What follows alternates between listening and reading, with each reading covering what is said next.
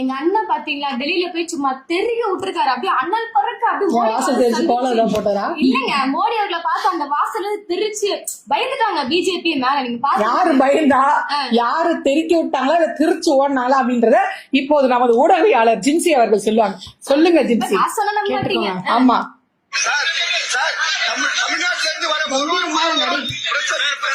சொல்றது மட்டும் கேளு. தமிழ் ஜேர்னலிஸ்ட் இருக்காங்க சார். எடுத்தேன் வர ஓட்டம் ஒண்ணு இல்ல. இந்த லெகசிய உடைக்காதீங்க. இதுக்கு முன்னாடி தமிழ்நாட்டுக்கு எத்தனையோ, அதாவது தமிழ்நாட்டுல இருந்து டெல்லிக்கு எத்தனையோ தலைமைகள் வந்திருக்காங்க. அவங்க எல்லாம் பேசியிருக்காங்க. உதாரணத்துக்கு இப்ப அம்மையார் ஜெயலலிதா வந்தாங்க. அவங்களாம் வந்து ஆங்கிலத்திலும் புலமையா பேசுவாங்க, ஆங்கிலத்தை வந்து அப்படியே தமிழ்ல சொல்லுவாங்க. இந்த மேஜர் சுந்தரராஜன் மாதிரி யூனோ வாட், உனக்கு என்ன தெரியுமா அப்படின்ற மாதிரி பேசுவாங்க. சோ ஆங்கிலம் தமிழ் ரெண்டுத்துலயும் அவங்க வந்து புலமை பெற்ற ஒரு பெண்மணி, அதனால அவங்க அதை பேசுவாங்க. அதே கலைஞர் எடுத்துக்கிட்டீங்கன்னா தமிழ்ல வந்து அவ்வளவு புலமை பெற்றவர். அதுல பத்திரிகையாளர் ஒரு கேள்வி கிட்ட மறு கேள்வி கேட்க முடியாது. அந்த அளவுக்கு வாயடிச்சு போற மாதிரி ஸ்பான்டேனியஸா ஸ்பாட்ல பதில் சொல்லுவாங்க. இதே மாதிரிதான் ஸ்டாலின் அவர்களும், அவரும் வந்து பத்திரிகை நேரடியாக வந்துச்சா பேசக்கூடியவர், பதில் நேருக்கு நேர் சொல்லக்கூடியவர். உதயநிதி ஸ்டாலினும் அப்படிதான், எல்லாருமே அப்படிதான். அன்னைக்கு என்னன்னா, இவன் வந்து கலாய்ச்சி விட்டுருக்கான். அண்ணா இங்கிலீஷ் தெரியலனா பரவாயில்ல, ஹிந்தி தெரியல பரவாயில்ல, தமிழ் என்ன வாங்க பார்த்து பேசி செஞ்சுப்போ அப்படின்னு கொஞ்சம் கேளுங்க. பாதிக்கப்பட்டவங்க பக்கம் நிக்கிறதா அறம். ஒரு டயலாக் பேப்பர் இல்ல, ஒரு ஸ்டார்ட் கேமரா ஆக்ஷன் இல்ல, எப்படி பேசுவார் அவரு? இப்ப அவங்க பண்ணதே ஒரு பண்ணனா இப்படி மாற்றமா பண்றோம். அதான் இந்த மாதிரி மாற்றத்தை நீங்க கடைசி வரையும் எதிர்பார்க்க முடியாது. வேற மாற்றமே எதிர்பார்க்க முடியாது. அதாவது என்னன்னா, இது வெளியே நடந்த கூத்து இந்த அளவுக்கு அசிங்கம். உள்ள போன உடனே ஒருத்தர் பார்த்து ஷாக் ஆயிருக்காங்க. யாரு? மோடிஜியும் நம்ம விஜய்ஜியும். சிஎம் விஜய் பார்த்து மோடி அவர்கள் ஷாக் ஆயிட்டாரு. ஷாக் இல்ல, விஜயம் பார்த்து அவர் ஷாக் ஆயிட்டாரு. கேட்டுக்கோங்க, இதான் மாற்றம். ஷாக் இல்ல, ஷாக் ஆயிட்டாரு. ஐயோ, ரெண்டு பேரும் ஷாக் ஆகல, மோடிஜி மட்டும் தான் ஷாக் ஆயிட்டாரு. அதாவது என்னன்னா, இவருக்கும் பேச வரல, அவருக்கும் பேச வரல. இந்த மந்தையில் இருந்து பிரிந்த ஆடுகள் ஒன்றை ஒன்று சந்தித்த போது பேச வார்த்தைகளே அப்படின்ற மாதிரி ஆகி போச்சு. அதுல மோடிஜி வேற கேட்டுக்காரு, பரவாயில்ல நீ நிம்மல் வந்து பிரஸ் மீட் கொடுக்காமலே பிரச்சாரம் பண்ணாமலே நீ சிஎம் ஆயிருக்க அப்படின்னு சொல்லியிருக்காரு. பிஎம் ஆகும்போது நான் ஒரு சிஎம் ஆகக்கூடாதா? அதுவும் நீங்கள் பெற்றெடுத்த குழந்தை அப்படின்னு திருமாவளவன் வர சொல்லியிருக்காரு. அந்த பேரை நான் காப்பாற்ற வேணாமா? அதுதான் நான் காப்பாற்றி கொண்டிருக்கிறேன் அப்படின்னு சொல்லிட்டு பேசியிருக்காங்க. ஆனா என்ன அப்படின்னா, நம்ம ராஜ்மோகன் வந்து நம்ம கேட்டாங்க இல்லையா, ஏன்பா தமிழ் தாய் வாழ்த்த இப்படி 3வது இடத்துக்கு கொண்டு போயிருக்கீங்க? நான் பேப்பரை கிழித்து போட்டேன், அடுத்து என்ன பண்ணீங்க, மறுபடியும் அதை பண்ணீங்க. நான் போய் கதறினேன், கெஞ்சினேன், நம்மளனா கேளுங்க. இப்போ ராஜ்மோகன் அவருடைய அளவுக்கு ஒரு கல்வித்துறை அமைச்சர் அப்படின்றதெல்லாம் அவர் போய் ஆளுநர் கிட்ட கெஞ்சிருக்காரு. நான் வந்து இந்த நாட்டு இந்த மாநிலத்தோட முதல்வர் இல்லையா, அதனால நான் போய் பிரதமர் கிட்ட கெஞ்சிருக்கேன். ஐயா ஐயா முதல்ல பாட விடுங்கன்றது ஒரு கோரிக்கை போய் கேட்டிருக்காங்க. இல்ல நான் கேக்குறேன், நீங்க இங்க என்ன சொன்னீங்க கிட்ட, இது ஆளுநருடைய ப்ரோக்ராம், அதனாலதான் நாங்க வந்து முதல்ல தமிழ்தாய் வாழ்த்து போடல, எங்களுக்கு வேற ப்ரோக்ராம் சட்டமன்றத்துல அடுத்த மாசம் வரும். நீங்க எங்க டான்ஸ் 7ஆவதா போட்டிருக்கீங்க, கிளம்பிடுவாங்க, டைம் ஆச்சு, செகண்ட் டான்ஸா போடுங்க. அது மாதிரி நாங்க வந்து சட்டமன்றத்துல தமிழ்ல இது வரும், அப்ப நாங்க தமிழ்தாய் வாழ்த்த முதல்ல போடுறோம். தமிழ்நாடு அரசு நடத்தக்கூடிய நிகழ்ச்சிகளுக்கு முதல்ல போடுறதுக்கு நீங்க பிரதமரை கேக்குறீங்கன்னு நான் கேக்குறேன். இதுக்கு ஒரு பொழப்பா நான் கேக்குறேன். இந்த இடத்துல தமிழ்தாய் வாழ்த்த முதல்ல போடுறதுக்கு மோடி அவர்களிடம் போய் நீங்க பர்மிஷன் கேக்குறீங்கன்னா எனக்கு புரியல. அப்போ தமிழ்நாட்டோட ஒவ்வொரு உரிமைக்கும் நீங்க போய் கெஞ்சிட்டு இருக்க போறீங்களா? பிளீஸ் ஜி தமிழ்தாய் வாழ்த்து முதல்ல இடம் போட்டுக்கிறோம். பிளீஸ் ஜி எப்படியாவது காவேரி நீரை வாங்கி கொடுத்துருங்க ஜி. தமிழ்தாய் வாழ்த்துக்கு கெஞ்சினாங்க, ஓகே. அதுதான் மேகதாதேஷுக்கு போய் நாங்க ஆர்டர் எல்லாம் போட்டு வந்திருக்கோம். தொடர்ந்து விட சொல்லுங்க காங்கிரஸ் சொல்லி. யாரு சண்டை போடுறா? நான் தாவேக்கால மேகதாதுல அணைக்கட்டியே தீர்வுன்னு சொல்றது யாரு? கர்நாடகா சிஎம். அவர் யாரு ஆட்சி? அவங்க காங்கிரஸ். உங்க கூட யாரு இருக்கா? எங்க கூட வந்து காங்கிரஸ். மாணிக்கம் தாக்கூட்ட ஒரு வார்த்தை சொன்னா போதாதான், ஹை லெவல்ல பேசிட மாட்டாரா? அதாவது இந்தியா லெவல்ல ராகுல்ஜியவே அங்க மதிக்கல, மாணிக் தாக்கூர் எல்லாம் யாரு பாடி ஜாவ் அப்படின்றாங்க. இப்ப இதனாலதான் வந்து டெல்லிக்கு போன முதல்வர், அதாவது நம்மளுடைய சிஎம் விஜய் அவர்கள் ஏன் மோடிஜியை மட்டும் பார்த்தாரு, நிர்மலா சீதாராமன் அவர்களை பார்த்தாரு, ஏன் கூடவே நிக்கிற கூட்டணியில கட்சியில இருக்கக்கூடிய ராகுல்ஜியை பார்க்கல அப்படின்ற கேள்வி வந்து. நார்த்துக்கு போன சமயத்துல ராகுல்ஜி சவுத்துக்கு வந்திருப்பாரு போல, அதனால நம்ம பாட்டு அங்க இருந்து டைம் எங்கேயும் கொடுத்து இந்த நியூஸ்ல கிளப்பி விட்டுருவானுங்க. ராகுலிடம் மேகதாது அணை கட்டக்கூடாது அப்படின்று ஆர்டர் போட்ட விஜய் அவர்கள் கர்நாடகா காங்கிரஸ்காரன் நம்மள உண்டிலேன்னு பண்ணிடுவான். ஏற்கனவே அதுல வந்து சிவகுமார் இருக்காரு இல்லையா, DK சிவகுமார், அவர் சொல்லியிருக்காரு அந்த மாநிலத்துல விஜய்க்கு ஒண்ணுமே தெரியாது, அவர் வந்து புதுசா வந்திருக்காரு, ஃபிட் ஃபார் நத்திங் அப்படின்ற மாதிரி கழுவி ஊத்துனாரு தேவைதான் ஆட்சி நடக்குது தமிழ்நாட்டுல அப்படின்னு சொன்னவரு. இப்ப அவர் வேற அங்க 2.5 வருஷம் முடிச்சு திருப்பி டெபுட்டி சிஎம் வந்து சிஎம்ஆவே மாற போறாரு. இப்ப அவரு என்னென்ன கழுவி ஊத்த போறாரு தெரியல. இப்ப அவர்கிட்ட போய் ராகுல்ஜி வந்து இல்ல நீங்க வந்து காவேரியை வந்து தடுக்க கூடாது, மேகதாது அணை கட்டக்கூடாது அப்படின்னா ஆனா போப்பா உனக்கு வேலை இல்ல அப்படின்னு சொல்லிடுவாரு. எனக்கு ஒரு டவுட், அவர் என்ன சொல்றாருன்னா திமுக இருக்கும் போது எங்களால கட்ட முடியல, இப்ப தாவேக்கா வந்துச்சு நாங்க கட்டுறேன்னு சொன்னாங்க, அப்ப எங்களால பார்த்தா ஒரு பயம் இல்லையா, அப்ப அசாட்டை ஏமாத்த இல்லன்றாரா? இல்ல ஒரு காங்கிரஸ்காரரா சொல்றேன் இல்ல. இது உங்களுக்கு தேவையா? இந்த அசிங்கம் உங்களுக்கு தேவையா? வாண்டடா வந்து வாங்கிட்டு எங்க அண்ணன் இதுக்கு அப்புறம் எப்படி மாசா பேச போற மட்டும் பாருங்க. இப்ப கோரிக்கை கொடுத்திருக்காரு மோடிஜி அவர்கள், அப்ப ராகுல் காந்தி போயிட்டு ராகுல் காந்தி இருந்து கர்நாடகா வந்து அப்ப நாங்க தடுக்கல. அது எதுக்கு மோடி கிட்ட போய் மோடி இருந்து அவர் ராகுல் கிட்ட போய் ராகுல் கிட்ட இருந்து இங்க போய் நேரடியா சொல்லி இருக்க வேண்டியதுன்னு. ப்ராசஸ் நேச்சர் ப்ராசஸ் முடியாது. இந்த விஷயத்துல பிஜேபியை பொறுத்த வரைக்கும் கூட தமிழ்நாடு பிஜேபி ஒரு நிலைப்பாடு எடுக்குது, கர்நாடகா பிஜேபி ஒரு நிலைப்பாடு எடுக்குது. அண்ணாமலை எல்லாம் எதிர்த்து பேசியிருக்காரு ஒரு காலத்துல. இப்போ காங்கிரஸோட நிலைப்பாடு என்ன? தமிழ்நாடு அண்ணாமலை சொன்னதான் எனக்கு ஒண்ணு ஞாபகம் வருது. இப்ப அண்ணாமலை சொன்னதான் இன்னொரு ஞாபகம் வருது. அண்ணாமலை அவர்களுடைய வீடியோ எல்லாம் இப்ப வைரல் ஆயிட்டே இருக்கு. ஒரு இதுல வந்து பத்திரிகையாளர்களை நீங்க எப்படி குரங்குன்னு சொல்றீங்க, மன்னிப்பு கேளுங்க அப்படின்னு. நான் சொல்லல, மன்னிப்பு எல்லாம் கேட்க முடியாது என்ன போ அப்படின்னு பத்திரிகையாளர்ல வந்து எதிர்த்து பேசிட்டு இருக்கேன். இந்த வீடியோவை ட்ரெண்ட் பண்ணிட்டு இருக்காங்க. எங்க உங்க அண்ணனை விஜய் அண்ணனை, அதாவது முதல்ல சிஎம் இந்த மாதிரி அண்ணாமலை மாதிரி ஒரு பேட்டி கொடுக்க சொல்லு பாப்போம் அப்படின்னு பயப்படாம பேசுவாங்க. அண்ணாமலையும் விஜய் அவர்களையும் மோத விட்டு வேடிக்கை பார்த்துட்டு இருக்காங்க. இதுதான் வந்து நடந்துட்டு இருக்கு. அண்ணாமலை அவர்கள் ஒரு கட்சியோட தலைவரா இருந்தார். அதுவும் பாஜக தமிழ்நாட்டுல யாருமே மதிக்க மாட்டாங்க, எந்த அளவுக்கு அசிங்கப்படுத்துவாங்க தெரியும். ஆனா அவ்வளவு அசிங்கத்தை மீறி எவ்வளவு குறுக்கு கேள்வி கேட்டாலும் அண்ணாமலை ஸ்ட்ராங்கா பிரஸ் சந்திக்கிறாரு. ஏன் நீங்க சந்திக்க மாட்டீங்க அப்படின்ற அளவுக்கு போயிருக்கு. அதுக்கு தாவேகா தரப்புல இருந்து என்ன சொல்றாங்கன்னா, என்னைக்காவது மோடிஜி பிரஸ் சந்திச்சிருக்காரா? மோடிஜிக்கு ஒரு ஷா மாதிரி எந்த அண்ணனுக்கு, அதாவது சிஎம்க்கு ஒரு நா இருக்கு. அப்படியே எங்க கட்சியில இல்லையே. யாரு அது? என்னமா அப்டேட்டாவே இருக்க மாட்டேற? மோடிஜிக்கு யாரு குரல் கொடுப்பா? இப்ப இந்த பக்கத்துல முதல்வரே யாருன்னு கன்ஃபியூஸ் ஆகிற அளவுக்கு ஒருத்தர் இருக்காரு, ஆதவ் அர்ஜுனா. அது மாதிரி மோடிஜிக்கு ஒரு ஷா, அது அமித்ஷா. விஜய் அவர்களுக்கு ஒரு நா, அது ஆதவ் அர்ஜுனா. நீங்க ஒரு பிசினஸ் தொடங்குறீங்கன்னு வைங்க, நீங்க தான் அந்த பிசினஸோட ஓனரா இருக்கலாம். ஆனா உங்களுக்கு அதுல இன்வெஸ்ட்மெண்ட் பண்ண ஒருத்தர் ஹெல்ப் பண்ணிருப்பார்ல, அவருக்கு நம்ம கொஞ்சம் நன்றியோட இருப்போம். அதே சமயம் எல்லாத்துலயும் அவரை கொஞ்சம் ஆலோசிப்போம்ல. அது மாதிரி முதலமைச்சர் முதல் போட்ட அமைச்சரா கேட்டுதான் எதுனாலும் செய்வாரு. சரிம்மா, ஆனா அந்த முதல் போட்ட அமைச்சர் கேக்குறதோட சரி, ஆனா இவர் தானே பேசணும், அவரே பேசிட்டு இருக்காரு. அப்ப முதல் மொத்தமா அவர் தான் போட்டாரு, இவர் வந்து சும்மா பேசி எல்லாருமே விஜய் சொல்லிக்கோங்களேன், நான் விஜய் நீங்க விஜய். அப்ப விஜய் அவர்கள் வந்து ஆதவ அர்ஜுனா மாதிரி ஆகிட்டு ஆதவ அர்ஜுனா தூக்கி விஜய் இடத்துல சீக்கிரம் நடக்கும். இவரு விஜய் அவரு விஜய் நடக்கும். இது உண்மையிலே டிவி கேல இருக்கவங்கள பேசுறாங்க, என்னடா இவன் ஓவரா பர்ஃபார்மன்ஸ் பண்ணிட்டு இருக்கான், நம்ம ஓட்டு போட்டது விஜய் அண்ணனுக்கு, அவர் தான் பேசணும், அவரை பேசக்கூடாது, இவன் தடுக்கிறான்டா, இவன் அண்ணனையும் மீறி ஆக்டிங்கா இருக்கான், சரியில்லை அப்படின்னு சொல்லிட்டு டிவி கேல இருக்கவங்கள கொந்தளிக்கிறாங்க.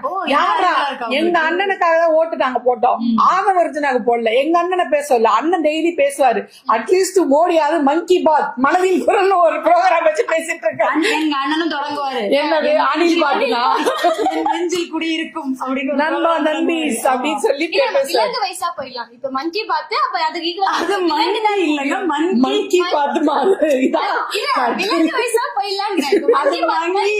விலங்கு வயசா போயிடலாம். அவ்வளவுதான் எதிர்பார்க்குது. மங்கி பாத்து குரங்கு பாத்து மங்கி பாத்துனா மனதின் குரல்னு தமிழ்ல சேர்ந்துதானே சொன்னேன். மங்கி பாத் ரைமிங்கா போயிடலாங்க. இப்ப தெரியுதா ஏன் அண்ணன் பிரஸ் மீட் கொடுக்கல அப்படின்னு அண்ணனோட தொண்டர்கள் எப்படி இருக்காங்கன்னா, அண்ணன் எப்படி இருக்காங்க, அண்ணன் கிட்ட காவேரி முல்லை பெரியார்ல தண்ணி எப்படி வாங்கி தெரியும்? காவேரியா? எனக்கு தெரியும். காவேரியா? அது எங்க இருக்கு? அது தூத்துக்குடி பக்கம், அந்த பக்கம் இருக்கு. இல்லங்க, அது வந்து தண்ணி தர மாட்டேங்கன்ற பிரச்சனை எனக்கு தெரியாது. துபாய் குறுக்கு தெரு அங்க இருக்குது. அது வந்து டேமோட கண்டிஷன் இருக்கு, ஆறாயிரம்னு நினைச்சிட்டு எனக்கு டேம் கண்டிஷன் தான் ஆராய் தெரியும். காவேரி வாங்கி தர சொன்னா சொன்னேன், ஆரோவினாலும் தெரியும் சொன்னேன். என்ன தண்ணி எல்லாம் வாங்கி தர சொல்ல. சரி, இன்வெஸ்ட்மெண்ட் பத்தி பேசிருந்தீங்கல்ல, நீங்க தொழில்துறை அமைச்சர் கீர்த்தனாக்காவை பாத்தீங்க, என்ன ப்ரொஃபஷனல் பர்ஃபார்மன்ஸ் பண்ணி காட்டுவாங்க பாருங்க. பர்ஃபார்மன்ஸ் ஸ்டார்ட் பண்ணுமா, நம்மளோட அமைச்சர் எப்படி பேசினாங்க, முதலீட்டாளர்களை எப்படி இழுத்தாங்க அப்படின்றத சொல்லுங்க. அதர் சிட்டிஸ் சென்னைக்கு மிக மிக அருகில் 2 அடியில தண்ணி வந்துருங்க. நடந்தீங்கன்னா 1/2 மணி நேரத்துல ஏர்போர்ட், பக்கத்திலேயே பஸ் ஸ்டாண்டு, 1 நிமிஷத்துல காய்கறி கடை, எல்லாமே இங்க கிடைக்கும். இப்படி எல்லாம் எங்க அக்கா பேசவே இல்லைங்க. பிரிச்சு பேசுறீங்களா? எங்க அக்கா பேசுறாங்க. யூடியூப்ல இருக்கிறதால நாங்க சொல்றோம். அத்தனை கட்டு அந்த வீடியோல ஒரு லைனும் மனப்பாடம் பண்ணி பேசிருக்கா அந்த பொண்ணு. ஐயோ அது பொண்ணு சொல்ல அமைச்சர், ஒரு அமைச்சர் பார்த்தது முன்னாடி இன்ஸ்டால ரீல்ஸ் அமைச்சர்கள்லாம் இதுக்கு முன்னாடி ஒண்ணும் இல்ல. பிடிஆர் அவர்களுடைய இங்கிலீஷ் நாலேஜ் நீங்க பாத்துருக்கீங்களா? இந்தியா டுடேவா இருக்கட்டும், இங்கிலீஷ்ல பொழந்த கட்டுறதுதான் பார்த்தோமே. நல்லா நீங்க பொழந்த கட்டினீங்க. எனக்கு அதை பார்த்த உடனே இந்த கேட்டரிங் இதெல்லாம் காலேஜ் இருக்குல்ல, நீங்க படிக்கும் போது ஆமா நீங்க படிக்கும் போதே சம்பாதிக்கணுமா, சம்பாதிச்சுட்டே படிக்கணுமா, வாங்க எங்க காலேஜ்ல வந்து சேருங்க, எல்லா லாங்குவேஜும் சொல்லி தருவோம் அப்படின்னு ஒரு விளம்பரம் போடும். எனக்கு டிட்டோ அந்த கோட்டு அந்த கையெல்லாம் பார்த்தோட ஹோட்டல் மேனேஜ்மெண்ட் கலாய்க்கிறீங்க. அது வந்து ஒரு என்ன சொல்றது, ஒரு பாசி ஃபீல் அவங்களுக்கு. நான் ஒரு தொழில்துறை அமைச்சர், ஒரு பெண், ஒரு ப்ரொஃபஷனலா சொல்றீங்க. நீங்க பாருங்க பெர்ஃபார்ம் பண்றது ஆயிப்போச்சு. குறைஞ்சது ஒரு 10 நிமிஷத்துக்கு அந்த டைலாக் ஒரே ஸ்ட்ரெச்சா மனப்பாடம் பண்ணிட்டு வந்து பேசியிருந்தா கூட இந்த அளவுக்கு அசிங்கப்பட்டு விஜய் அண்ணாக்கு கேமரா முன்னாடி 30 வருஷமா அனுபவம் இருக்கு, எனக்கு இல்ல. என்னால எப்படி அப்ப எதுக்கு இந்த வேலை நான் கேக்குறேன். நான் சும்மா பேக்ரவுண்ட்ல மியூசிக் போட்டு நான் இருந்தேன். இந்த மாதிரி எல்லாம் அசிங்கம் தான் பட்டானே. தமிழ்ல பேசின வேணாம், அப்படி பேச வராது, இன்னொரு மாதிரி பேச வரும். எப்படி மக்களே ஒரு பெண்ணுங்கிறதுனால என்ன பிரச்சாரம் பண்ணுவோம். நான் சொல்றேன், இந்த பெண்ணுன்றதால நீங்க எங்களுக்கு தொழில் வந்து இன்வெஸ்ட்மெண்ட் பண்ணிதான் ஆகணும். நாங்க ரீல்ஸ் தான் போடுவோம், அதுக்கு நீங்க இங்க தொழில இன்வெஸ்ட்மெண்ட் பண்ணிதான் ஆகணும். போன ஆட்சியில ஊழல் பண்ணிருக்காங்க, எங்க ஆட்சியில் நாங்க ஊழல் பண்ண மாட்டோம். மறுபடியும் சொல்றேன், ஒரு முதல்ல தமிழ்நாட்டில் நான் தான் முதல்ல பெண் அமைச்சர், அதுக்காகவாது ஃபாரின்ல இருந்து வரணும். எல்லாம் இன்வெஸ்ட்மெண்ட் பண்றீங்க. எப்படி கட்டிலாம் பேசுறாங்க இது ஃப்ளோ தொழில்துறை அமைச்சரா போயிட்டு இருக்கலாம். சரி விடுங்க, எங்க சிங்கிள் பெண் யூனிஃபார்ம் பாத்தீங்களா? அந்த யூனிஃபார்ம் சிங்கிள் பெண் யூனிஃபார்ம் போட்டீங்களே, ஏன் தலையில ஹெல்மெட் போடல? போலீஸ்கே ரூல்ஸ் பேசுறீங்களா? போலீஸ் தான் ரூல்ஸ முதல்ல ஃபாலோ பண்ணணும். நீ எந்த பால் போட்டாலும் அதுக்கு நாங்க போடுவோம். லான்ச் பண்ணிட்டாங்களா? தள்ளி வச்சிருக்குன்னு சொன்னாங்களே. இல்ல அந்த யூனிஃபார்ம் மட்டும் கொடுத்திருக்காங்க, அந்த டி ஷர்ட் கொடுத்திருக்காங்க. ஒண்ணுல அதே காக்கி பேண்ட் மேல இருக்க காக்கி சட்டைக்கு பதில் ஒரு நீல கலர் டி ஷர்ட்ல சிங்க பெண்ணு போட்டிருக்காங்க. இந்த திட்டத்தை வந்து அவரு கொண்டு வந்திருக்காருன்றதுக்காக ஒருத்தர் ரீல்ஸ் எடுத்து போடுறாரு. அதுலயும் இவனுங்க உடல என்னால இந்த டிஎம்கே சப்போர்ட்டர்ஸ் குறைச்சு தொட்டதுக்கெல்லாம் குத்த கண்டுபிடிக்கிறாங்க. டி ஷர்ட் போட்டியே மேல ஹெல்மெட் போட்டியா தலை மேல, எது முக்கியம்? இந்த ஹெல்மெட் போடணும்ல. நீங்க ஹெல்மெட் போடல, நாளைக்கு ரோட்ல ஸ்கூட்டில போற பொண்ணுங்க எப்படி ஹெல்மெட் போடுவாங்க? இது தாவே காட்சிங்க. எங்க அண்ணன் விஜய் ஆட்சி, நாங்க அப்படிதான் இருப்போம். நாங்க வந்திருக்காங்க. எங்க அண்ணன் வந்து சிங்கிள் பெண் அந்த யூனிஃபார்ம் ஒரு திட்டம் ஹெல்மெட் வந்து ஹெல்மெட் போட கூடாது. நான் சொல்றேன், ஹெல்மெட் ஒரு கம்பெனிக்கு இப்பதான் பல்க் ஆர்டர் கொடுத்திருக்காங்க. டெண்டர் போயிருக்கு, செஞ்சு வரணும் இல்ல, சிங்க மாதிரி வரும். பெண் சிங்கம் மாதிரி எல்லாம் கசகன ட்ரெஸ் போட்டுட்டு இருந்தாங்களா? புது ரூல்ஸ் எங்க போட்டுக்கிறாரு. அது ரெடியாக தமிழ்நாட்டுல நடக்கிற பிரச்சனைக்கு நீங்க எந்த தீர்வும் சொல்ல போறது இல்ல. கடைசி அயன் பண்ண டி ஷர்ட் போடுங்க. அமைச்சர் என்ன வேலை செஞ்சாரு? கோட்டை காய்ச்சினார், கோட்டை மாட்டினார். அப்ப ட்ரெஸ் அயன் பண்ணுங்க, அயன் பண்ணி கஞ்சி அயன் பண்ணி போடுங்க. இந்த மாதிரி இந்த பாட்டிலுக்கு 10 ரூபாய் வாங்குற பிரச்சனை, பெண் குழந்தைங்களை சீரழிக்கிறாங்க அப்படின்ற பிரச்சனை, ஃபேக் நியூஸ் பரப்புறாங்க இந்த பிரச்சனை, அது மட்டும் இல்லாம கஞ்சா ஒழிக்க முடியல அந்த பிரச்சனை, புதுசா ஒரு பிரச்சனை வந்திருக்கு. சொல்லு, அதான் நிறைய இருக்கு. போக்குவரத்து துறை பக்கம்ல பஸ் விடலன்னு சொல்லிட்டு ஒரு பையன் கதறாப்ல. எங்க அண்ணன் எங்க அமைச்சர் நேரடியா ஸ்பாட்டுக்கே போயிட்டாரு. பாத்தீங்களா இப்ப யாரோட ஆட்சி நடக்குது? இப்ப தாவே காட்சி. பஸ் விடலன்னா நீங்க யாரு கேட்கணும்? இல்ல அந்த அதிகாரிகளை கேளுங்க. அதுல அந்த அமைச்சர் வேற ஒரு பேட்டி கொடுத்திருக்காரு. என்னன்னா, ரிசர்வேஷன் பண்ணி வந்துட்டு இருக்காங்க வண்டியில, அவங்களெல்லாம் நான் இறக்கி விட்டு அன்ரிசர்வேஷன்ல இருக்காங்க, என்ன ஓவரா கேள்வி கேட்டுட்டு இருக்காங்க. எனக்கு கேள்வி கேட்கற டார்ச்சல் தாங்க முடியல. அந்த ரிசர்வேஷன்ல வந்தவங்க எல்லாம் இறக்கி விட்டுட்டு அன்ரிசர்வேஷன் ஏத்தி விட்டேன். அதான் கூட்டமே இல்ல. பாத்தீங்களா கூட்டத்தை எப்படி ஸ்பான்டேனியஸா குறைச்ச பாத்தீங்களா? அதை விட அருமை என்னன்னா, ஒரு தம்பி வந்து பொங்கி இருக்கா. அப்படி ஒரு தம்பியில பல பேருக்கு ஆண்கள் பெண்கள் எல்லாமே அமைச்சர் சூண்டுட்டாங்க, கேள்வியா கேட்டு தள்ளி இருக்காங்க. இதெல்லாம் அநியாயங்க, வண்டி புக் பண்ணி இவ்வளவு நாள் வரல, கொஞ்சம் என்னன்னு பார்த்து சொல்லுங்க அப்படின்னா, இந்த படத்துல விஜய் சேதுபதி வரல இந்த பொண்ணு சொல்லுவாங்களே, அது என்ன குமுதா ஹாப்பி, அதுல வந்து படுத்துப்பாரு, டேய் நான் ஒரு சுகர் பேஷண்ட் என்ன விட்டுருக்கடா அப்படின்ற மாதிரி, நீ சாப்பிட்டு வந்து பேச, நான் சாப்பிடாம பேச, தம்பி நீ நல்லா சாப்பிட்டுட்ட, நான் இன்னும் சாப்பிட கூட. அவன் நீ சாப்பிட்டு வந்து பேச, நான் சாப்பிட்டு அந்த கேள்விக்கு பதில் இந்த பதிலுக்கு ஏத்த கேள்வி கேட்கணும் கேட்கணும், சாப்பிட்டீங்களா அவ்வளவுதான். இல்லையான்னு கேட்கணும் அப்ப 2 செட்டு பூரி சொல்லுங்கப்பா, அங்க சாப்பிட்டு பதில் சொல்லுவாரு. அதுக்காக அமைச்சர்னு பார்க்க வந்து தம்பி தோல்ல இப்படி சாப்பிடல வாங்க போய் சாப்பிடுவோம் அப்படிலாம் இல்ல. இதுல இருந்து என்ன தெரியுதுன்னா, இனிமே நீங்க வந்து போக்குவரத்து துறை அமைச்சரை பார்க்க போறீங்கன்னா பொக்கே சால்வ புக் எல்லாம் எடுத்துட்டு போக கூடாது.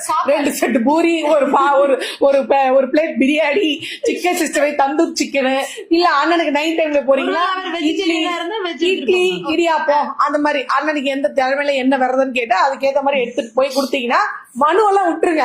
இவ்வாறு இந்த ஆட்சியில இனி கொள்கை தான் பேசக்கூடாது பார்த்தோம், இன்னைக்கு கோரிக்கை வந்து கொடுக்கக்கூடாது, மனு எல்லாம் கொடுக்கக்கூடாது. 2 பிளேட் இட்லி 2 செட்டு பூரி. காலையில போனீங்கன்னா மதியானத்துக்கு போனீங்கன்னா மீல்ஸா இல்ல பிரியாணியான்னு கேட்டுக்கோங்க.